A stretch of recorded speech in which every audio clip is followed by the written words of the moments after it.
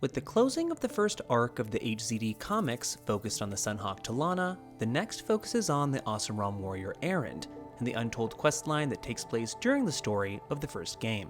Specifically, after the capture of Dervahl, the Asuram warrior that was responsible for the death of Erend's sister, and before Aloy's journey to the ruins of Maker's End.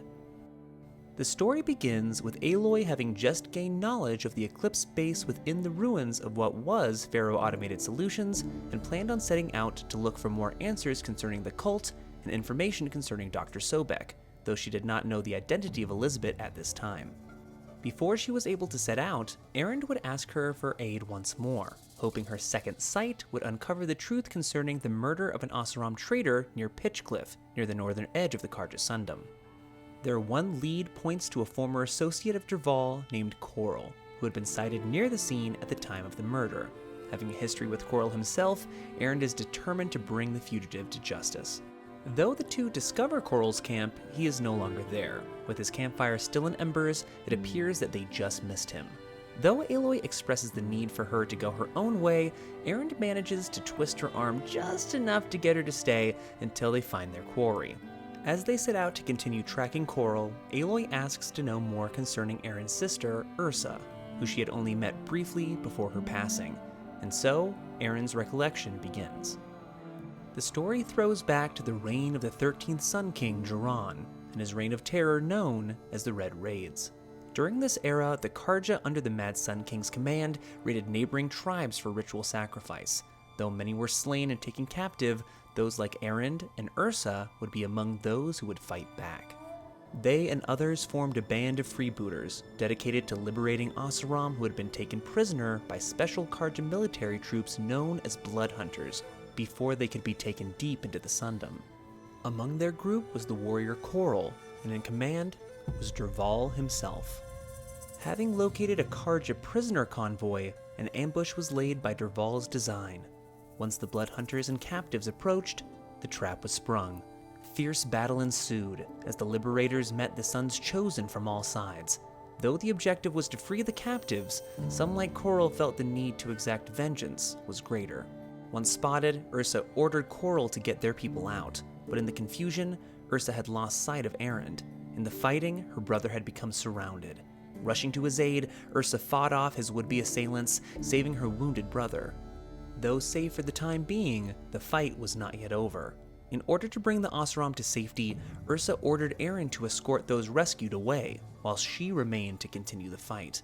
Erend would follow his sister's orders, and though their mission was successful, Ursa would not be among those who made it back. Instead, she was captured, and due to her prowess in battle, she was chosen as a special offering to be slain before Jiran himself.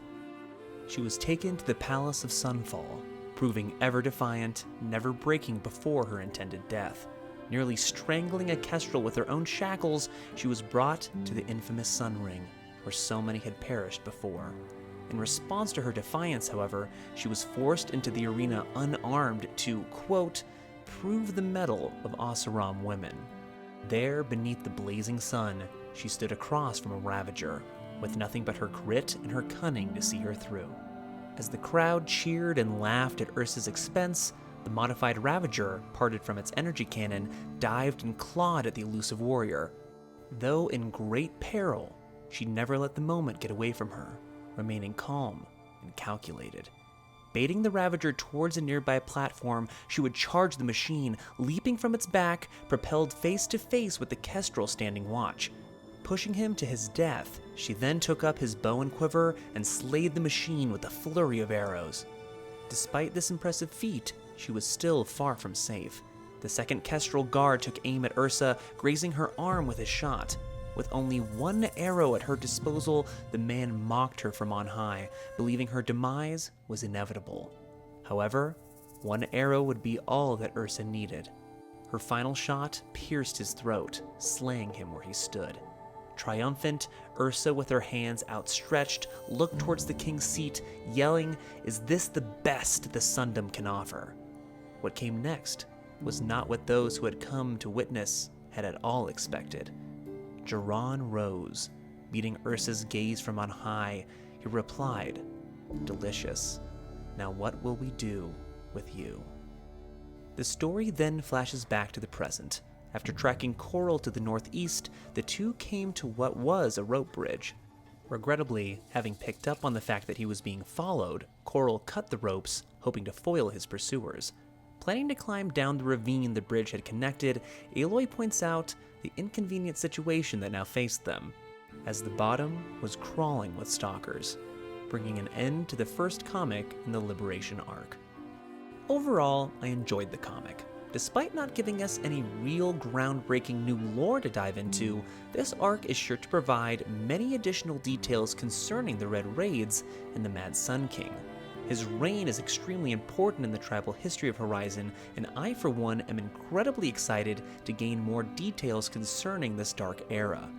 As far as the new elements that were given, we were introduced to the new character Coral, yet another Oseram linked with Erend and Ursa during their time fighting the invading Karja. We did glean some aspects of his personality in flashbacks as a brash, strike-first, think-later character, but is yet to be seen during Aloy and Erend's pursuit of him. Next, let's talk about the Karja Blood Hunters.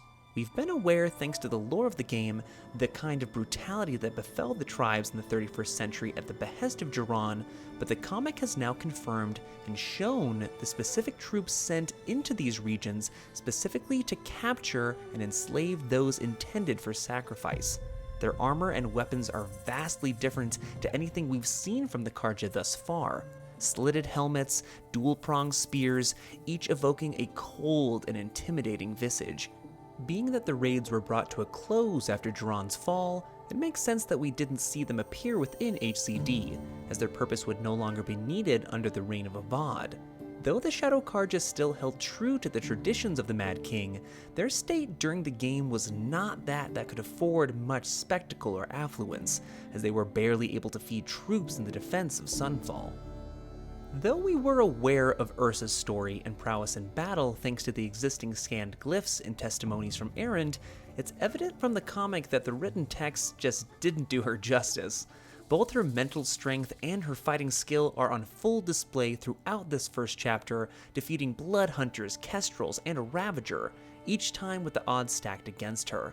I know this arc is supposed to focus on Erend, but for me, the more Ursa we get, the better. Finally, and perhaps the most underrated revelation we get from this comic, is the reveal of Jiran himself. Jiran was slain by his own son before Aloy ever left the Sacred Land, and all artworks depicting his face we've seen throughout the Sundom have been destroyed. So to finally be able to put a face to such an important and infamous figure is something I've hoped for some time. We know from the lore that Jiran's tale is not yet done, and so I doubt we've seen the last of him in the Liberation arc. As for the next comic, if I had to guess, it will focus more on Ursa's relationship with Avad. After her victory in the Sun Ring, she was made a palace slave, where she and the prince became very close, and eventually invaluable allies. Though this relationship is only inferred as romantic in nature within the game, we should get to see exactly what these capable leaders became for one another. But if you can't wait until the next comic drops, be sure to check out our video on Erend to hear more details concerning he and his sister's time during the Red Raids. And that brings our journey to an end. If you'd like to see more content like this, likes and shares are always appreciated. And if you're really hungry for more Horizon lore, be sure to subscribe and ring that bell. Also consider supporting the channel on Patreon so we can keep making content just like this. Check out the link in the description. And as always, thanks for watching and keep questing.